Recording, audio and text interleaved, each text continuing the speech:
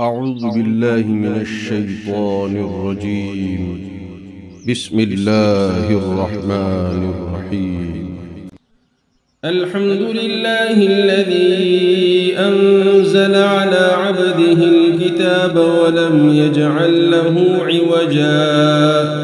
قيما لينذر بأسا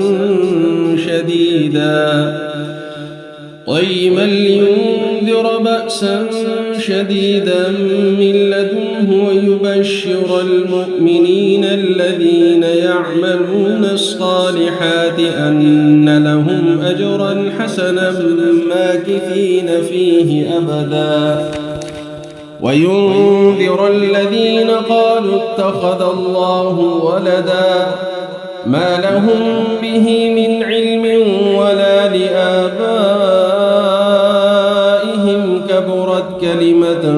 تخرج من أفواههم إن يقولون إلا كذبا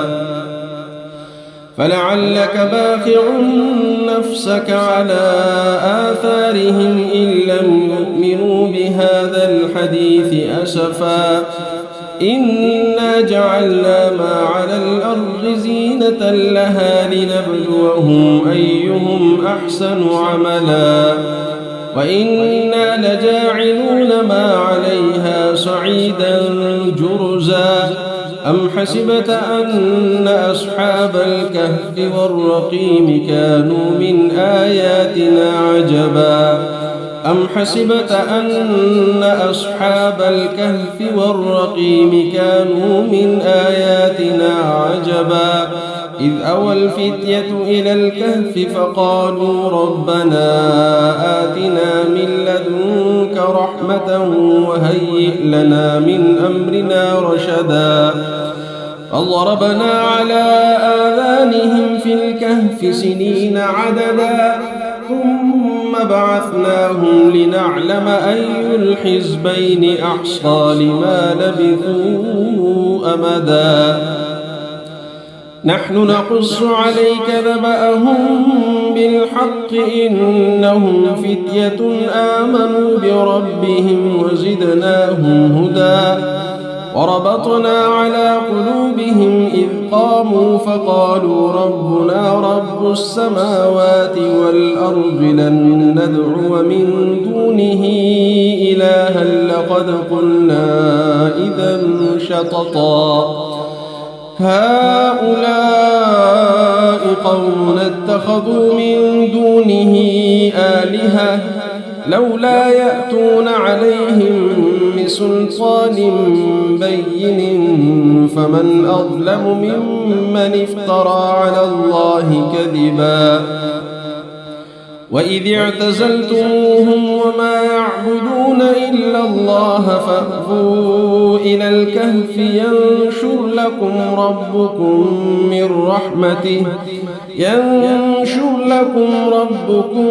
من رحمته ويهيئ لكم من أمركم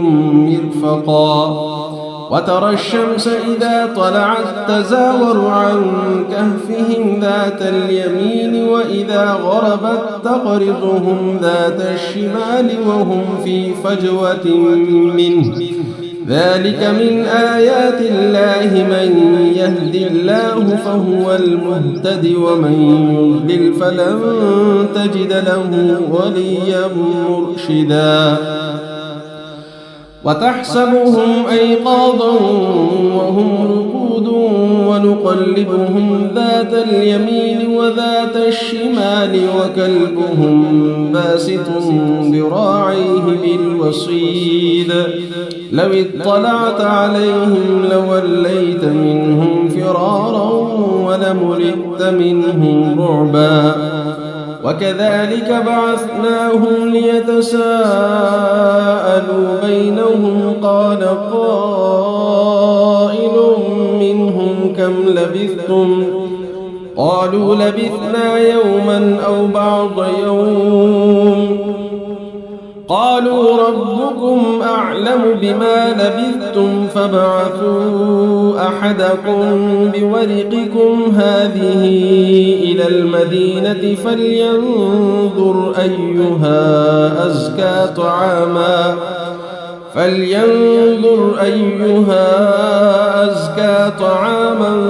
فليأتكم برزق منه وليتلطف ولا يشعرن بكم أحدا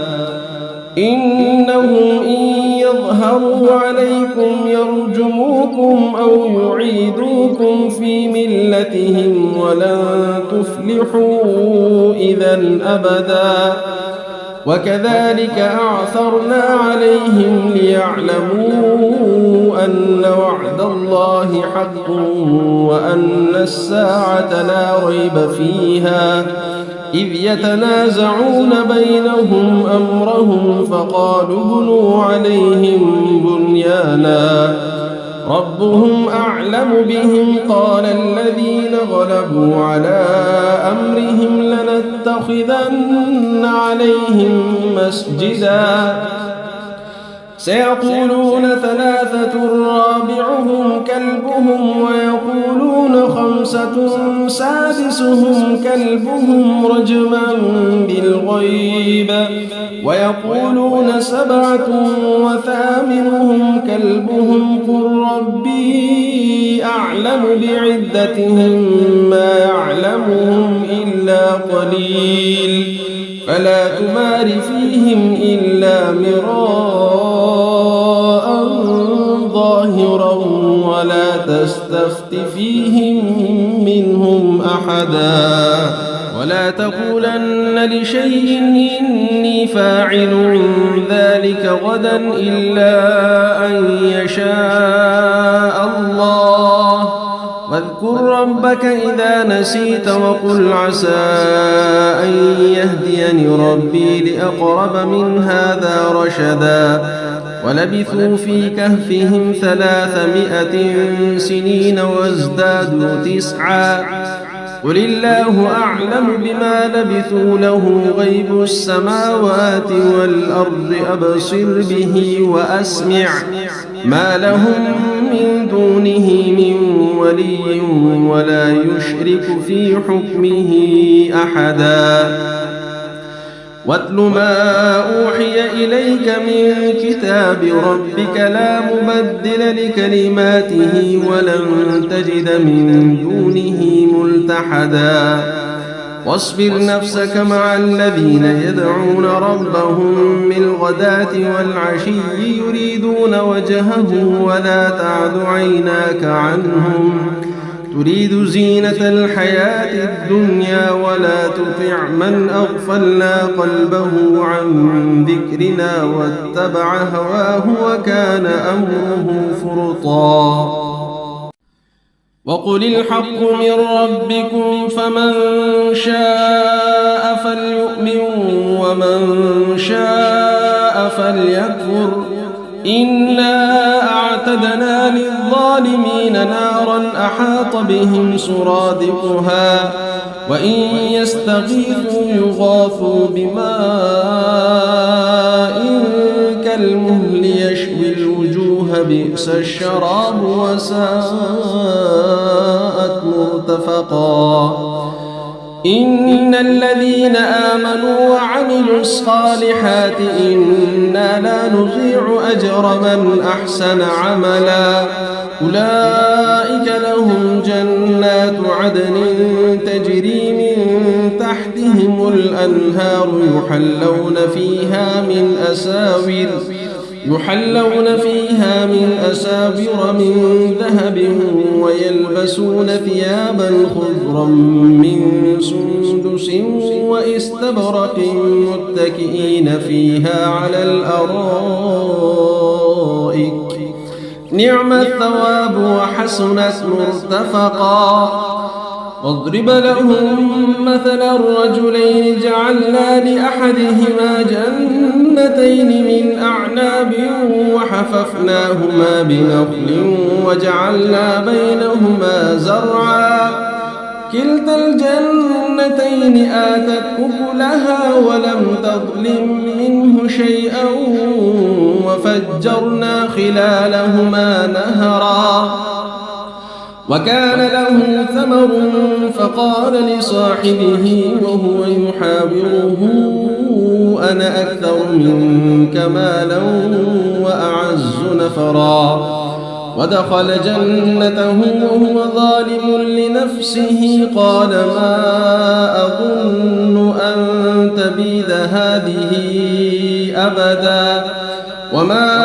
أظن الساعة قائمة ولئن رددت إلى ربي لأجدن خيرا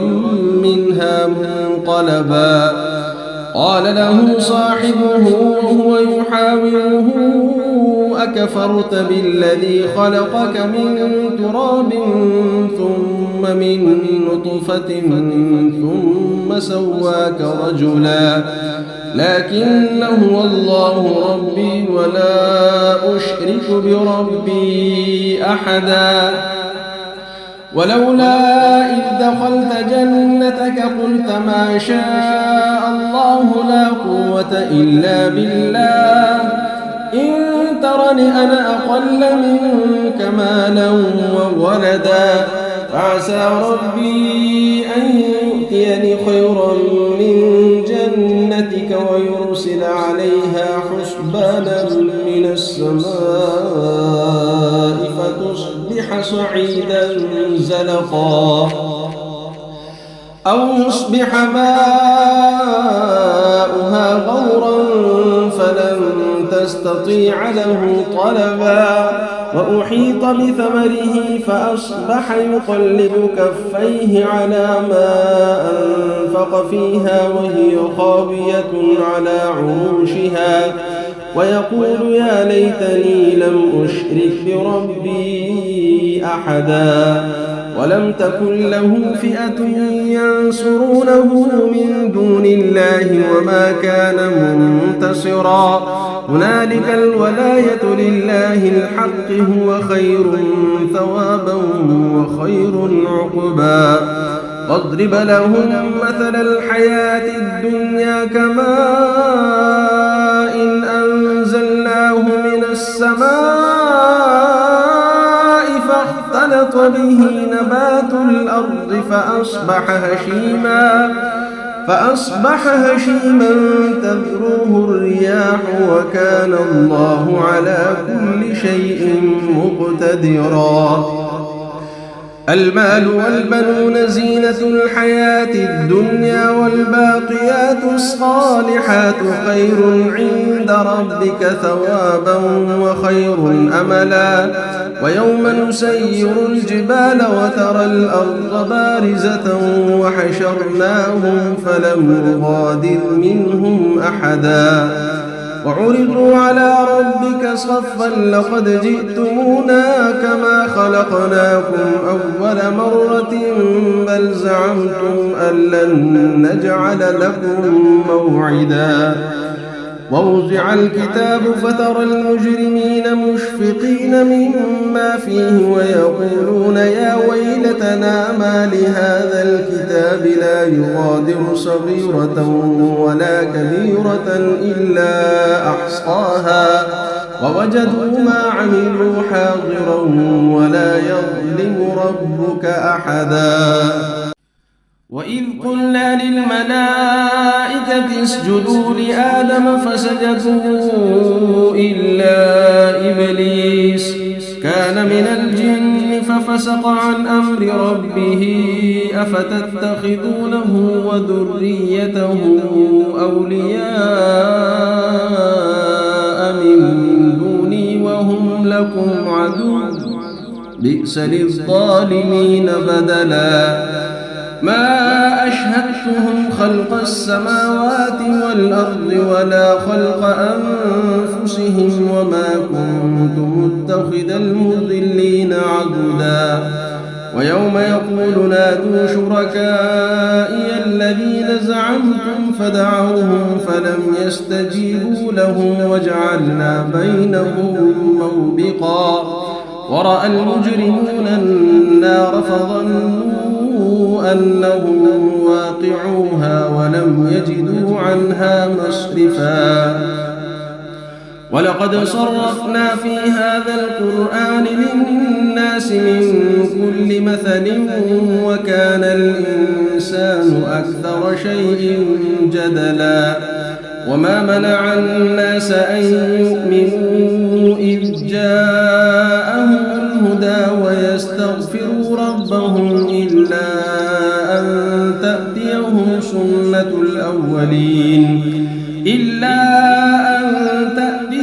سنة الأولين أو يأتيهم العذاب قبلا وما نرسل المرسلين إلا مبشرين ومنذرين ويجادل الذين كفروا بالباطل ليدحضوا به الحق واتخذوا آياتي وما أنذروا هزوا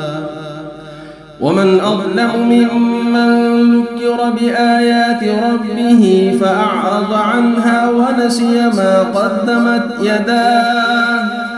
إنا جعلنا على قلوبهم أكنة أن يفقهوه وفي آذانهم وقرا وإن تدعهم إلى الهدى فلن يهتدوا إذا أبدا وربك الغفور ذو الرحمة لو يؤاخذهم بما كسبوا لعجل لهم العذاب بل لهم موعد لن يجدوا من دونه موئلا وتلك القرى أهلكناهم لما ظلموا وجعلنا لمهلكهم موعدا وإذ قال موسى لفتاه لا أبرح حتى أبلغ مجمع البحرين أو أمضي حقبا فلما بلغا مجمع بينهما نسيا حوتهما فاتخذ سبيله في البحر سربا فلما جاوزا قال لفتاه آتنا غداءنا لقد لقينا من سفرنا هذا نصبا قال أرأيت إذ أوينا إلى الصخرة فإني نسيت الحوت وما أنسانيه إلا الشيطان أن أذكره واتخذ سبيله في البحر عجبا قال ذلك ما كنا نبغي فارتدا على آثارهما قصصا فوجدا عبدا من عبادنا آتيناه رحمة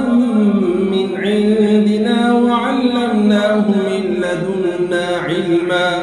قال له موسى هل أتبعك على أن تعلمني مما علمت رشدا قال إنك لن تستطيع معي صبرا وكيف تصبر على ما لم تحط به خبرا قال ستجدني إن شاء الله صابرا ولا أعصي لك أمرا قال فإن اتبعتني فلا تسألني عن شيء حتى أحدث لك منه ذكرا فانطلقا حتى إذا ركبا في السفينة خرقها قال أخرقتها لتغرق أهلها لقد جئت شيئا إمرا قال ألم أقل إنك لن تستطيع معي صبرا قال لا تؤاخذني بما نسيت ولا ترهقني من أمري عسرا فانطلقا حتى إذا لقيا غلاما فقتله قال أقتلت نفسا زكية بغير نفس لقد جئت شيئا نكرا قال ألم أقل لك إنك لن تستطيع معي صبرا قال إن سألتك عن شيء بعدها فلا تصاحبني قد بلغت من لدني عذرا فانطلقا حتى إذا أتيا أهل قرية استطعما أهلها فأبوا أن يضيفوهما فوجدا فيها جدارا يريد أن ينقض فأقامه قال لو شئت لاتخذت عليه أجرا قال هذا فراق بيني وبينك سأنبئك بتأويل ما لم تستطع عليه صبرا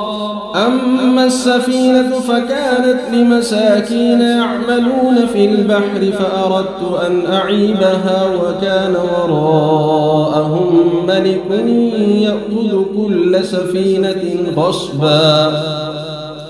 وأما الغلام فكان أبواه مؤمنين فخشينا أن يرهقهما طغيانا وكفرا فأردنا أن يبدلهما ربهما خيرا منه زكاة وأقرب رحما وأما الجدار فكان لغلامين يتيمين في المدينة وكان تحته كنز لهما وكان أبوهما صالحا فأراد ربك أن يبلغا أشدهما ويستخرجا كنزهما رحمة من ربك وما فعلته عن أمري ذلك تأويل ما لم تسطع عليه صبرا ويسألونك عن ذي القرنين قل سأتلو عليكم منه ذكرا إنا مكنا له في الأرض وآتيناه من كل شيء سببا فأتبع سببا حتى إذا بلغ مغرب الشمس وجدها تغرب في عين حمئة ووجد عندها قوما قلنا يا ذا القرنين إما أن تعذب وإما أن تتخذ فيهم حسنا قال أما من ظلم فسوف نعذبه ثم يرد إلى ربه فيعذبه عذابا نكرا وأما من آمن وعمل صالحا فله جزاء الحسنى وسنقول له من أمرنا يسرا ثم أتبع سببا حتى إذا بلغ مطلع الشمس وجدها تطلع على قوم لم نجعل لهم من دونها سترا كذلك وقد أحطنا بما لديه خبرا ثم أتبع سببا حتى إذا بلغ بين السدين وجد من دونهما قوما لا يكادون يفقهون قولا قالوا يا ذا القرنين إن يأجوج ومأجوج مفسدون في الأرض فهل نجعل لك خرجا على أن تجعل بيننا وبينهم سدا قال ما مكنني فيه ربي خير فأعينوني بقوة أجعل بينكم وبينهم ردما آتوني زبر الحديد حتى إذا ساوى بين الصدفين قال انفخوا حتى إذا جعله نارا قال آتوني أفرغ عليه قطرا فما استطاعوا أن يظهروه وما استطاعوا له نقبا قال هذا رحمة من ربي فإذا جاء وعد ربي جعله دكاء وكان وعد ربي حقا وتركنا بعضهم يومئذ يموج في بعض ونفخ في الصور فجمعناهم جمعا وعرضنا جهنم يومئذ للكافرين عرضا الذين كانت أعينهم في غطاء عن ذكري وكانوا لا يستطيعون سمعا أفحسب الذين كفروا أن يتخذوا عبادي من دوني أولياء إنا أعتدنا جهنم للكافرين نزلا قل هل ننبئكم بالأخسرين أعمالا الذين ضل سعيهم في الحياة الدنيا وهم يحسبون أنهم يحسنون صنعا أولئك الذين كفروا بآيات ربهم ولقائه فحبطت أعمالهم فلا نقيم لهم يوم القيامة وزنا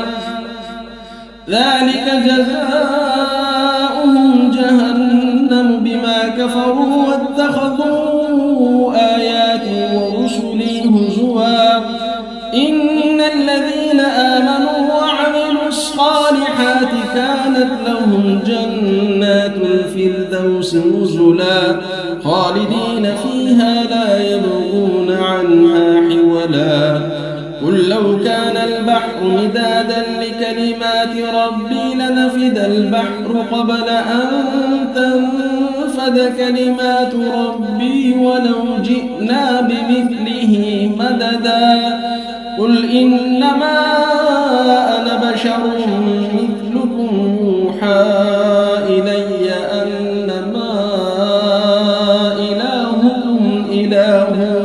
واحد فمن كان يرجو لقاء ربه فليعمل عملا صالحا ولا يشرك بعبادة ربه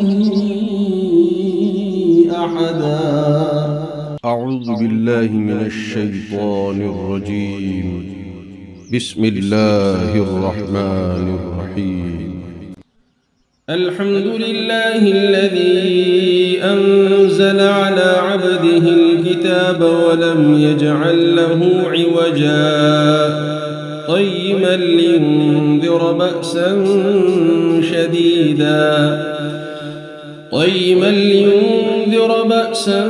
شديدا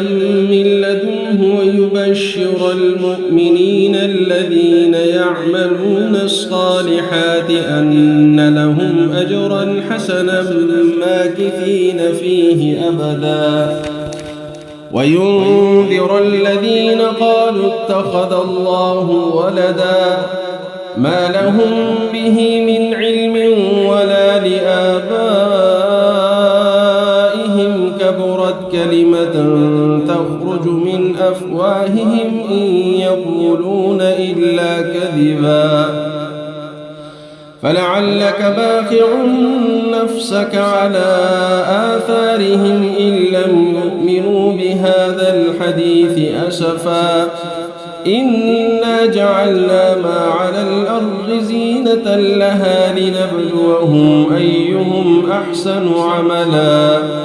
وإنا لجاعلون ما عليها صعيدا جرزا أم حسبت أن أصحاب الكهف والرقيم كانوا من آياتنا عجبا أم حسبت أن أصحاب الكهف والرقيم كانوا من آياتنا عجبا إذ أوى الفتية إلى الكهف فقالوا ربنا آتنا من لدنك رحمة وهيئ لنا من أمرنا رشدا فضربنا على آذانهم في الكهف سنين عددا ثم بعثناهم لنعلم أي الحزبين أحصى لما لبثوا أمدا نحن نقص عليك نبأهم بالحق إنهم فتية آمنوا بربهم وزدناهم هدى وربطنا على قلوبهم إذ قاموا فقالوا ربنا رب السماوات والأرض لن ندعو من دونه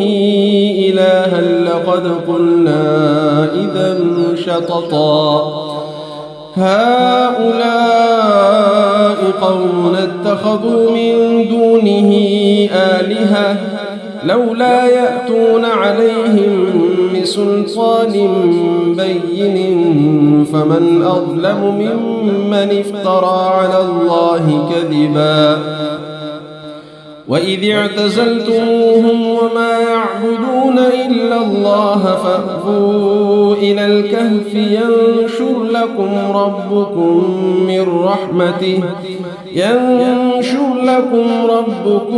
من رحمته ويهيئ لكم من أمركم مرفقا وترى الشمس إذا طلعت تزاور عن كهفهم ذات اليمين وإذا غربت تقرضهم ذات الشمال وهم في فجوة منه ذلك من آيات الله من يهد الله فهو المهتد ومن يضلل فلن تجد له وليا مرشدا وتحسبهم أيقاظا وهم رقود ونقلبهم ذات اليمين وذات الشمال وكلبهم باسط ذراعيه بالوصيد لو اطلعت عليهم لوليت منهم فرارا ولملئت منهم رعبا وكذلك بعثناهم ليتساءلوا بينهم قال قائل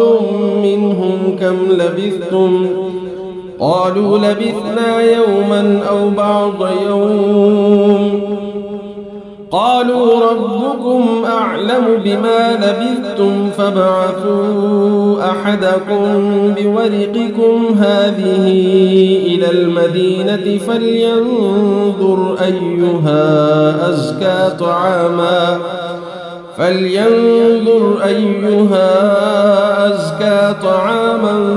فليأتكم برزق منه وليتلطف ولا يشعرن بكم أحدا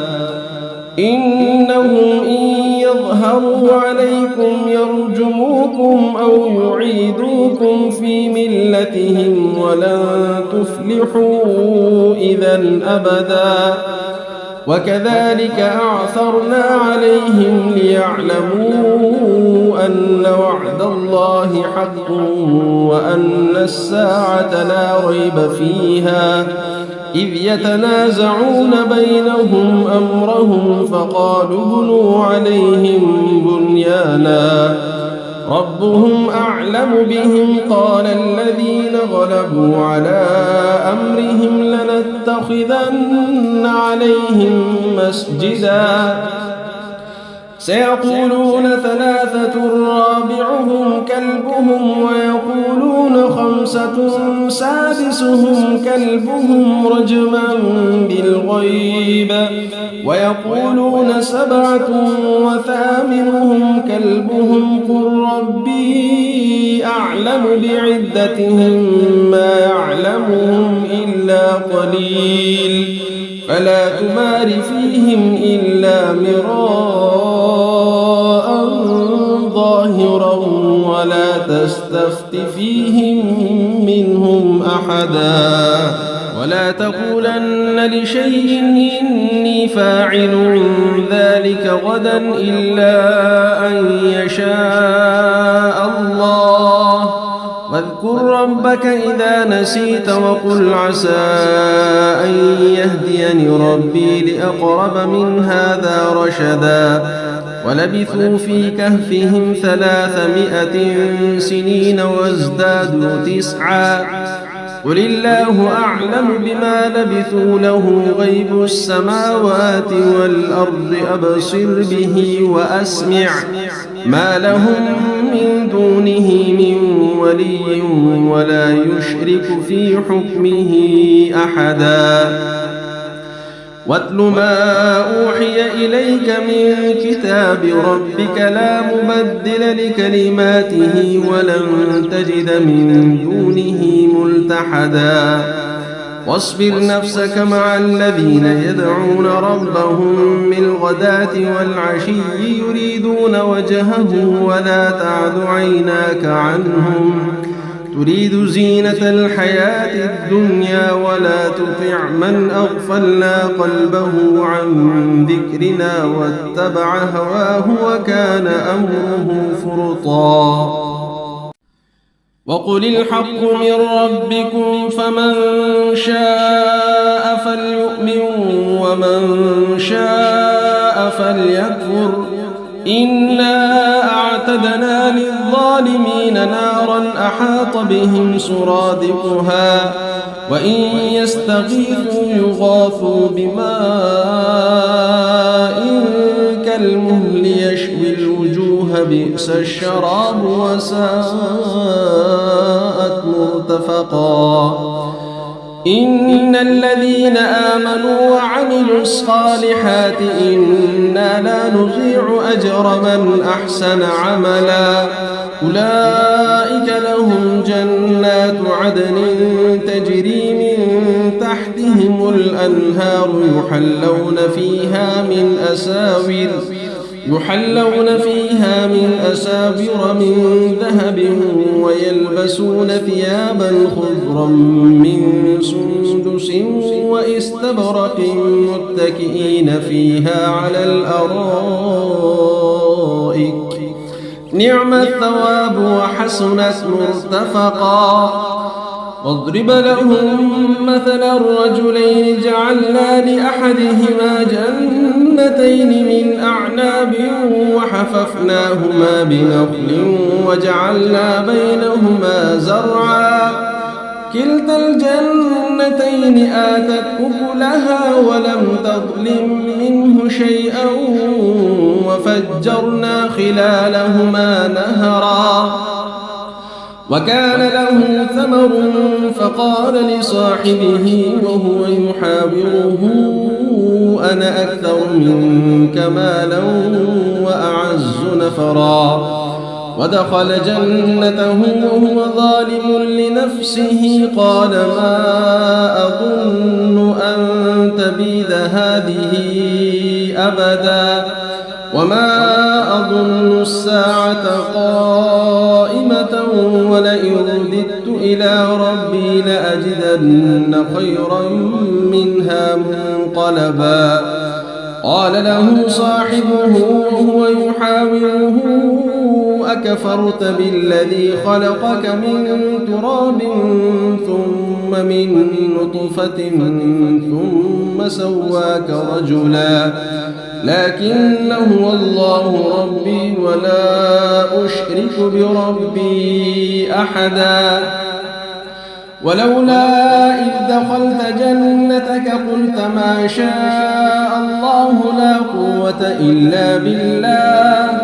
إن ترني أنا أقل منك مالا وولدا فعسى ربي أن يؤتيني خيرا من جنتك ويرسل عليها حسبانا من السماء فتصبح صعيدا زلقا أو يصبح ماؤها غورا فلن تستطيع له طلبا وأحيط بثمره فأصبح يقلب كفيه على ما أنفق فيها وهي خاوية على عروشها ويقول يا ليتني لم أشرك بربي أحدا ولم تكن له فئة ينصرونه من دون الله وما كان منتصرا هنالك الولاية لله الحق هو خير ثوابا وخير عقبا واضرب لهم مثل الحياة الدنيا كماء إن أنزلناه من السماء فاختلط به نبات الأرض فأصبح هشيما تذروه الرياح وكان الله على كل شيء مقتدرا المال والبنون زينة الحياة الدنيا والباقيات الصالحات خير عند ربك ثوابا وخير أملا ويوم نسير الجبال وترى الأرض بارزة وحشرناهم فلم نغادر منهم أحدا وعرضوا على ربك صفا لقد جئتمونا كما خلقناكم أول مرة بل زعمتم أن لن نجعل لكم موعدا ووضع الكتاب فترى المجرمين مشفقين مما فيه ويقولون يا ويلتنا ما لهذا الكتاب لا يغادر صغيرة ولا كبيرة إلا أحصاها ووجدوا ما عملوا حاضرا ولا يظلم ربك أحدا وإذ قلنا للملائكة اسجدوا لآدم فسجدوا إلا إبليس كان من الجن ففسق عن أمر ربه أفتتخذونه وذريته أولياء من دوني وهم لكم عدو بئس للظالمين بدلا ما أشهدتهم خلق السماوات والأرض ولا خلق أنفسهم وما كنت متخذ المضلين عضدا ويوم يقول نادوا شركائي الذين زعمتم فدعوهم فلم يستجيبوا لهم وجعلنا بينهم موبقا ورأى المجرمون النار فظنوا أنهم واقعوها ولم يجدوا عنها مصرفا ولقد صرفنا في هذا القرآن للناس من كل مثل وكان الإنسان أكثر شيء جدلا وما منع الناس أن يؤمنوا إذ جاءهم الهدى ويستغفروا ربهم إلا أن تأتيهم سنة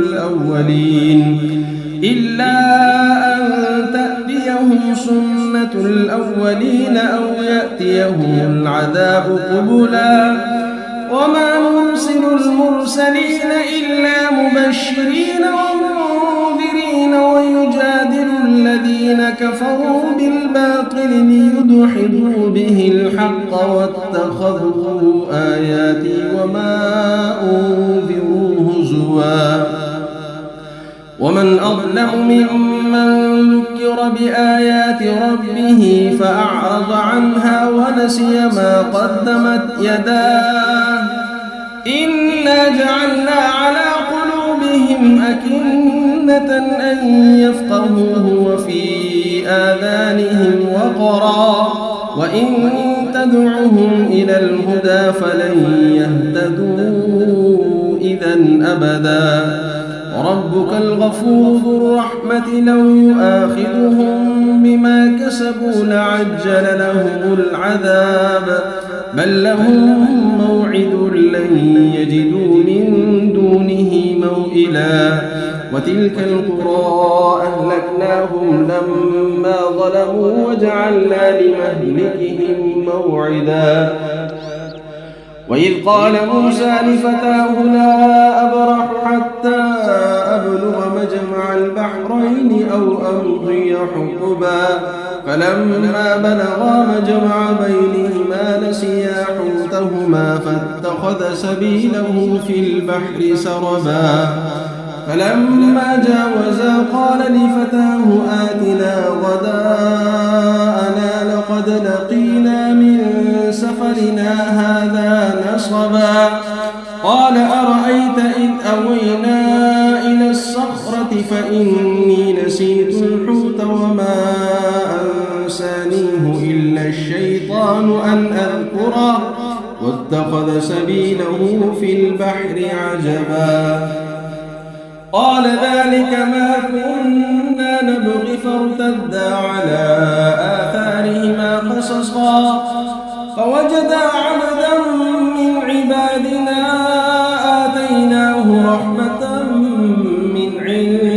إلينا وعلمناه من لدنا علما.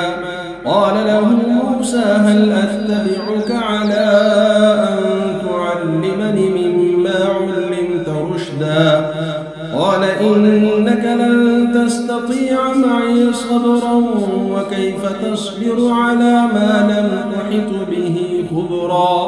قال ستجدني إن شاء الله صابرا ولا أعصي لك أمرا.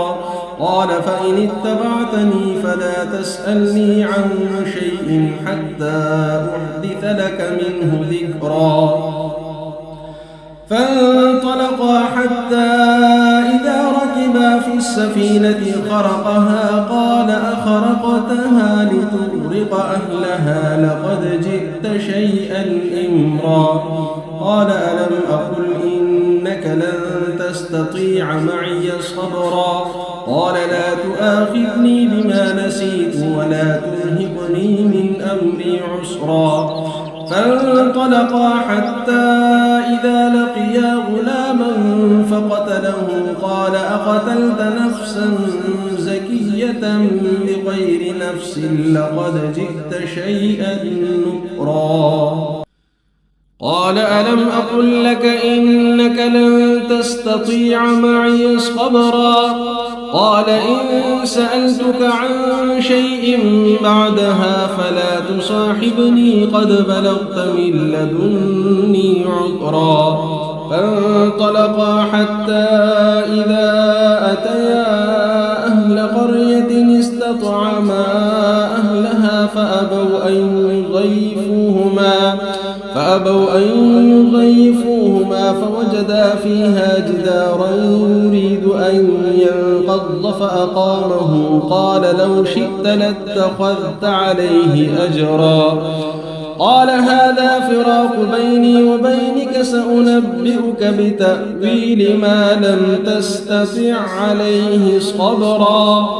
أما السفينة فكانت لمساكين يعملون في البحر فأردت أن أعيبها وكان وراءهم ملك يأخذ كل سفينة غصبا. وأما الغلام فكان أبواه مؤمنين فخشينا أن يرهقهما طغيانا وكفرا فأردنا أن يبدلهما ربهما خيرا منه زكاة وأقرب رحما. وأما الجدار فكان لغلامين يتيمين في المدينة وكان تحته كنز لهما وكان أبوهما صالحا فأراد ربك أن يبلغا أشدهما ويستخرجا كنزهما رحمة من ربك وما فعلته عن أمري ذلك تأويل ما لم تستطع عليه صبرا. ويسألونك عن ذي القرنين قل سأتلو عليكم منه ذكرا. إنا مكنا له في الأرض وآتيناه من كل شيء سببا فأتبع سببا حتى إذا بلغ مغرب الشمس وجدها تغرب في عين حمئة ووجد عندها قوما قلنا يا ذا القرنين إما أن تعذب وإما أن تتخذ فيهم حسنا. قال أما من ظلم فسوف نعذبه ثم يرد إلى ربه فيعذبه عذابا نكرا. وأما من آمن وعمل صالحا فله جزاء الحسنى وسنقول له من أمرنا يسرا ثم أتبع سببا حتى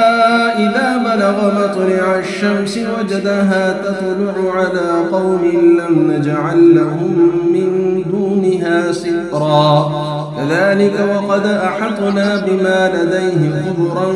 ثم أتبع سببا حتى إذا بلغ بين السدين وجد من دونهما قوما لا يكادون يفقهون قولا قالوا يا ذا القرنين إن يأجوج ومأجوج مفسدون في الأرض فهل نجعل لك خرجا على أن تجعل بيننا وبينهم سدا قال ما مكنني فيه ربي خير فأعينوني بقوة أجعل بينكم وبينهم ردما آتوني زبر الحديد حتى إذا ساوى بين الصدفين قال انفخوا حتى إذا جعله نارا قال آتوني أفرغ عليه قطرا فما استطاعوا أن يظهروه وما استطاعوا له نقبا قال هذا رحمة من ربي فإذا جاء وعد ربي جعله دكاء وكان وعد ربي حقا وتركنا بعضهم يومئذ يموج في بعض ونفخ في الصور فجمعناهم جمعا وعرضنا جهنم يومئذ للكافرين عرضا الذين كانت أعينهم في غطاء عن ذكري وكانوا لا يستطيعون سمعا أفحسب الذين كفروا أن يتخذوا عبادي من دوني أولياء إنا أعتدنا جهنم للكافرين نزلا قل هل ننبئكم بالأخسرين أعمالا الذين ضل سعيهم في الحياة الدنيا وهم يحسبون أنهم يحسنون صنعا أولئك الذين كفروا بآيات ربهم ولقائه فحبطت أعمالهم فلا نقيم لهم يوم القيامة وزنا ذلك جزاؤهم جهنم بما كفروا واتخذوا آياتي ورسلي هزوا إن الذين آمنوا وعملوا الصالحات كانت لهم جنات الفردوس نزلا خالدين فيها لا يبغون عنها حولا قل لو كان البحر مدادا لكلمات ربي لنفد البحر قبل أن تنفد كلمات ربي ولو جئنا بمثله مددا قل إنما أنا بشر مثلكم يوحى إلي أنما إلهكم إله واحد فمن كان يرجو لقاء ربه فليعمل عملا صالحا ولا يشرك بعبادة ربه أحدا أعوذ بالله من الشيطان الرجيم بسم الله الرحمن الرحيم الحمد لله الذي أنزل على عبده الكتاب ولم يجعل له عوجا قيما لينذر بأسا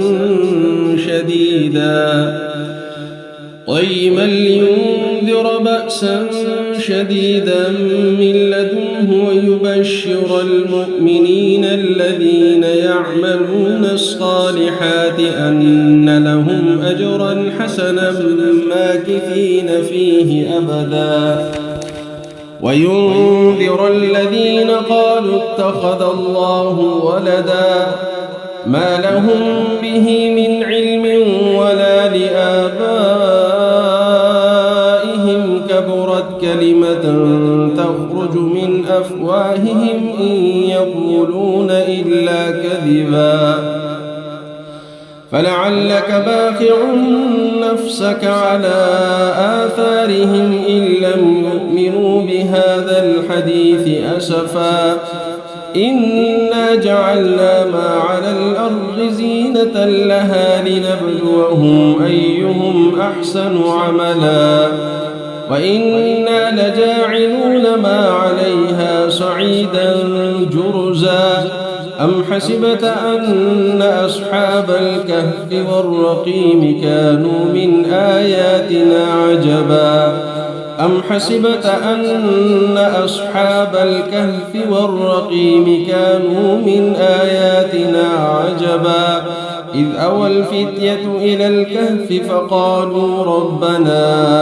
آتنا من لدنك رحمة وهيئ لنا من أمرنا رشدا فضربنا على آذانهم في الكهف سنين عددا ثم بعثناهم لنعلم أي الحزبين أحصى لما لبثوا أمدا نحن نقص عليك نبأهم بالحق إنهم فتية آمنوا بربهم وزدناهم هدى وربطنا على قلوبهم إذ قاموا فقالوا ربنا رب السماوات والأرض لن ندعو من دونه إلها لقد قلنا إذا شططا هؤلاء قوم اتخذوا من دونه آلهة لولا يأتون عليهم بسلطان بين فمن أظلم ممن افترى على الله كذبا وإذ اعتزلتموهم وما يعبدون إلا الله فأووا إلى الكهف ينشر لكم ربكم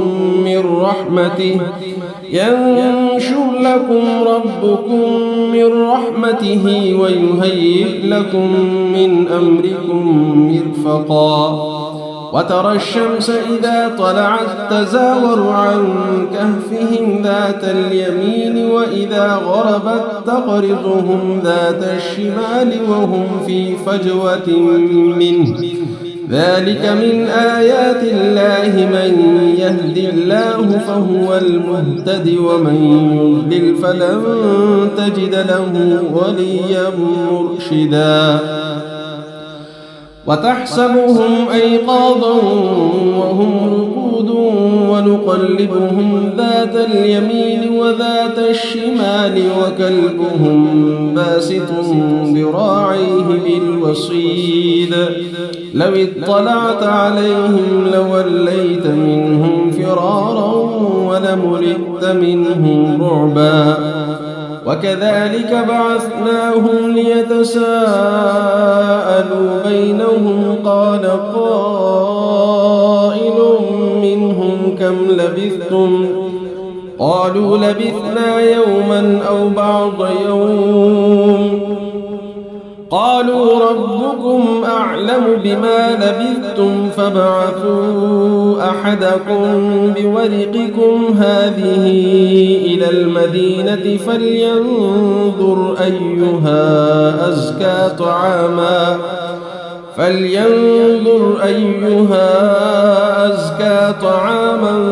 فليأتكم برزق منه وليتلطف ولا يشعرن بكم أحدا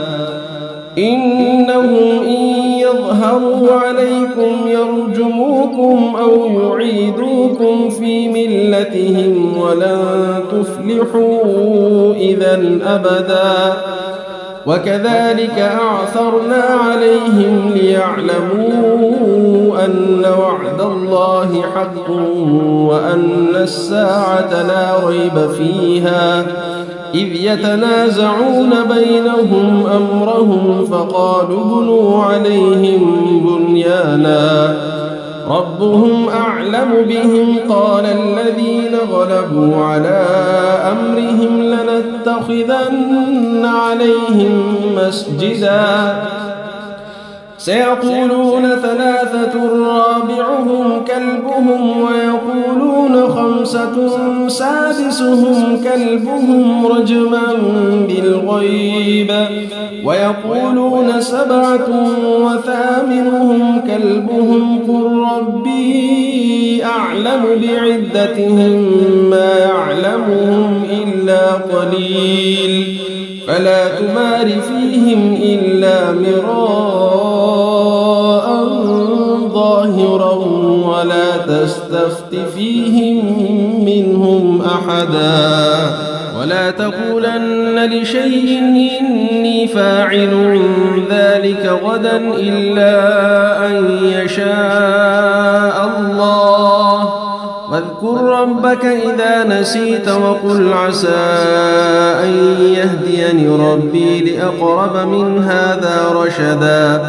ولبثوا في كهفهم 300 سنين وازدادوا 9 قل الله أعلم بما لبثوا له غيب السماوات والأرض أبصر به وأسمع ما لهم من دونه من ولي ولا يشرك في حكمه أحدا واتل ما أوحي إليك من كتاب ربك لا مبدل لكلماته ولن تجد من دونه ملتحدا واصبر نفسك مع الذين يدعون ربهم بالغداة والعشي يريدون وجهه ولا تعد عيناك عنهم تريد زينة الحياة الدنيا ولا تطع من أغفلنا قلبه عن ذكرنا واتبع هواه وكان أمره فرطا وقل الحق من ربكم فمن شاء فليؤمن ومن شاء فليكفر إنا أعتدنا للظالمين نارا أحاط بهم سرادقها وإن يستغيثوا يغاثوا بماء كالمهل يشوي الوجوه بئس الشراب وساءت مرتفقا إن الذين آمنوا وعملوا الصالحات إنا لا نضيع أجر من أحسن عملا أولئك لهم جنات عدن تجري من تحتهم الأنهار يحلون فيها من أساور من ذهب ويلبسون ثيابا خضرا من سندس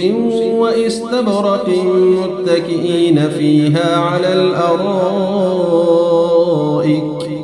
نعم الثواب وحسنت مرتفقا واضرب لهم مثلا الرجلين جعلنا لأحدهما جنتين من أعناب وحففناهما بنخل وجعلنا بينهما زرعا كلتا الجنتين آتت أكلها ولم تظلم منه شيئا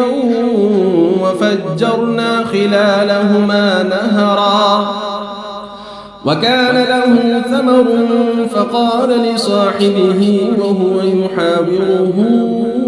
أنا أكثر منك مالا وأعز نفرا ودخل جنته وهو ظالم لنفسه قال ما أظن أن تبيد هذه أبدا وما أظن الساعة قائمة ولئن رددت إلى ربي لأجدن خيرا منها منقلبا قال له صاحبه وهو يحاوره أكفرت بالذي خلقك من تراب ثم من نطفة ثم سواك رجلا لكن هو الله ربي ولا أشرك بربي أحدا ولولا إذ دخلت جنتك قلت ما شاء الله لا قوة إلا بالله إن ترني أنا أقل منك مالا وولدا فعسى ربي أن يؤتيني خيرا من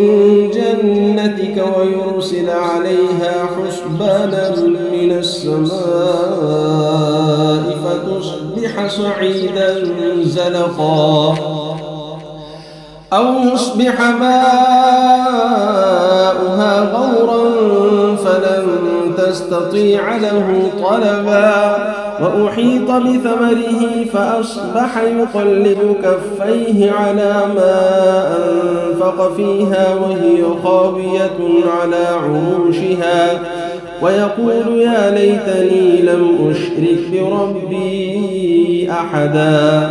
ولم تكن له فئة ينصرونه من دون الله وما كان منتصرا هنالك الولاية لله الحق هو خير ثوابا وخير عقبا واضرب لهم مثل الحياة الدنيا كماء إن أنزلناه من السماء فاختلط به نبات الأرض فأصبح هشيما تذروه الرياح وكان الله على كل شيء مقتدرا المال والبنون زينة الحياة الدنيا والباقيات الصالحات خير عند ربك ثوابا وخير أملا ويوم نسير الجبال وترى الأرض بارزة وحشرناهم فلم نغادر منهم أحدا وعرضوا على ربك صفا لقد جئتمونا كما خلقناكم أول مرة بل زعمتم أن لن نجعل لكم موعدا ووضع الكتاب فترى المجرمين مشفقين مما فيه ويقولون يا ويلتنا ما لهذا الكتاب لا يغادر صغيرة ولا كبيرة إلا أحصاها ووجدوا ما عملوا حاضرا ولا يظلم ربك أحدا وإذ قلنا للملائكة اسجدوا لآدم فسجدوا إلا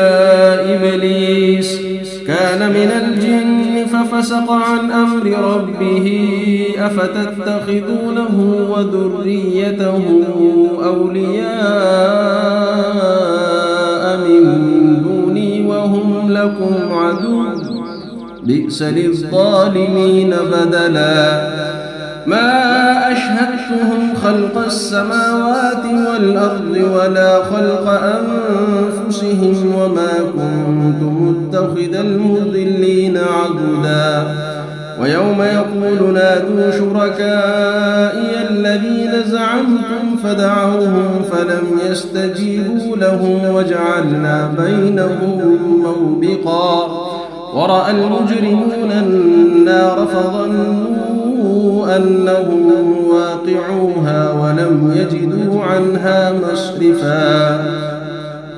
ولقد صرفنا في هذا القرآن للناس من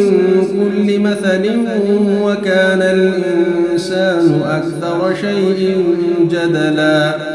وما منع الناس أن يؤمنوا إذ جاءهم الهدى ويستغفروا ربهم إلا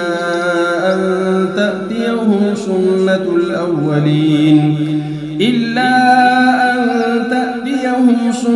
الأولين أو يأتيهم العذاب قبلا وما نرسل المرسلين إلا مبشرين ومنذرين ويجادل الذين كفروا بالباطل ليدحضوا به الحق واتخذوا آياتي وما أنذروا هزوا ومن أظلم ممن ذكر بآيات ربه فأعرض عنها ونسي ما قدمت يداه إنا جعلنا على قلوبهم أكنة أن يفقهوه وفي آذانهم وقرا وإن تدعهم إلى الهدى فلن يهتدوا إذن أبدا وربك الغفور ذو الرحمة لو يؤاخذهم بما كسبوا لعجل لهم العذاب بل لهم موعد لن يجدوا من دونه موئلا وتلك القرى أهلكناهم لما ظلموا وجعلنا لمهلكهم موعدا وإذ قال موسى لفتاه لا أبرح حتى أبلغ مجمع البحرين أو أمضي حقبا فلما بلغا مجمع بينهما نسيا حوتهما فاتخذ سبيله في البحر سربا فلما جاوزا قال لفتاه آتنا غداءنا لقد لقينا من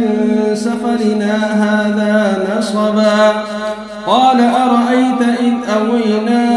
إلى الصخرة فإني نسيت الحوت وما أنسانيه إلا الشيطان أن أذكره واتخذ سبيله في البحر عجبا قال ذلك ما كنا نبغي فارتدا على آثارهما قصصا فوجدا عبدا من عبادنا آتيناه رحمة من عندنا وعلمناه من لدنا علما قال له موسى هل أتبعك على أن تعلمني مما علمت رشدا قال إنك لن تستطيع معي صبرا وكيف تصبر على ما لم تحط به خبرا قال ستجدني إن شاء الله صابرا ولا أعصي لك أمرا قال فإن اتبعتني فلا تسألني عن شيء حتى أحدث لك منه ذكرا فانطلقا حتى إذا ركبا في السفينة خرقها قال أخرقتها لتغرق أهلها لقد جئت شيئا إمرا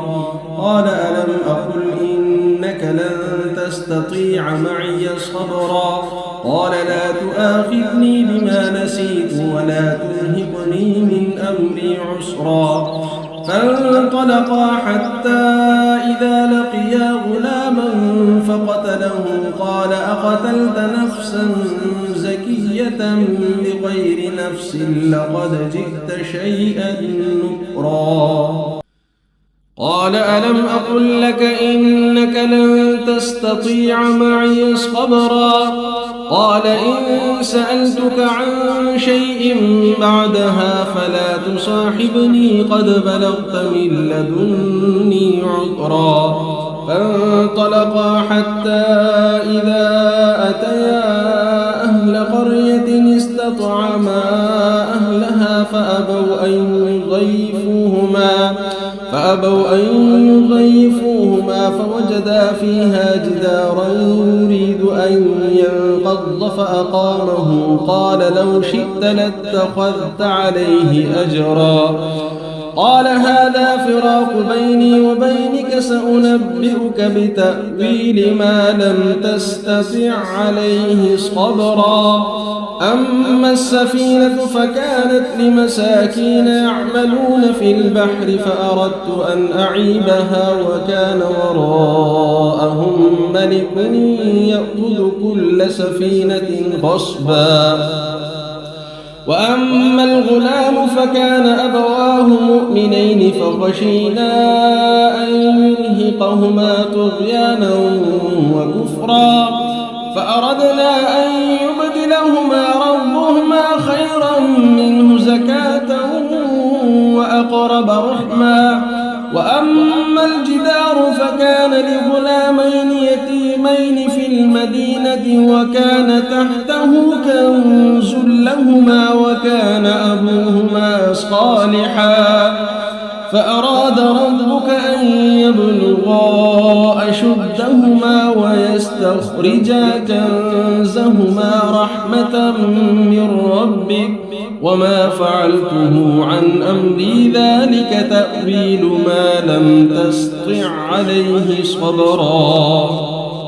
ويسألونك عن ذي القرنين قل سأتلو عليكم منه ذكرا إنا مكنا له في الأرض وآتيناه من كل شيء سببا فأتبع سببا حتى إذا بلغ مغرب الشمس وجدها تغرب في عين حمئة ووجد عندها قوما قلنا يا ذا القرنين إما أن تعذب وإما أن تتخذ فيهم حسنا قال أما من ظلم فسوف نعذبه ثم يرد إلى ربه فيعذبه عذابا نكرا وأما من آمن وعمل صالحا فله جزاء الحسنى وسنقول له من أمرنا يسرا ثم أتبع سببا حتى إذا بلغ مطلع الشمس وجدها تطلع على قوم لم نجعل لهم من دونها سترا كذلك وقد أحطنا بما لديه خبرا ثم أتبع سببا حتى إذا بلغ بين السدين وجد من دونهما قوما لا يكادون يفقهون قولا قالوا يا ذا القرنين إن يأجوج ومأجوج مفسدون في الأرض فهل نجعل لك خرجا على أن تجعل بيننا وبينهم سدا قال ما مكني فيه ربي خير فأعينوني بقوة أجعل بينكم وبينهم ردما آتوني زبر الحديد حتى إذا ساوى بين الصدفين قال انفخوا حتى إذا جعله نارا قال آتوني أفرغ عليه قطرا فما استطاعوا أن يظهروه وما استطاعوا له نقبا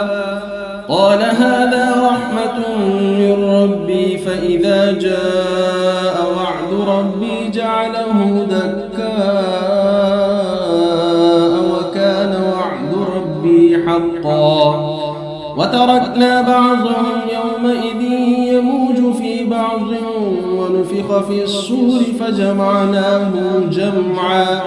وعرضنا جهنم يومئذ للكافرين عرضا الذين كانت أعينهم في غطاء عن ذكري وكانوا لا يستطيعون سمعا أفحسب الذين كفروا أن يتخذوا عبادي من دوني أولياء إنا أعتدنا جهنم للكافرين نزلا قل هل ننبئكم بالأخسرين أعمالا الذين ضل سعيهم في الحياة الدنيا وهم يحسبون أنهم يحسنون صنعا أولئك الذين كفروا بآيات ربهم ولقائه فحبطت أعمالهم فلا نقيم لهم يوم القيامة وزنا ذلك جزاؤهم جهنم بما كفروا واتخذوا آياتي ورسلي هزوا إن الذين آمنوا وعملوا الصالحات كانت لهم جنات الفردوس نزلا خالدين فيها لا يبغون عنها حولا قل لو ولو كان البحر مدادا لكلمات ربي لنفد البحر قبل أن تنفد كلمات ربي ولو جئنا بمثله مددا قل إنما أنا بشر مثلكم يوحى إلي أنما إلهكم إله واحد فمن كان يرجو لقاء ربه فليعمل عملا صالحا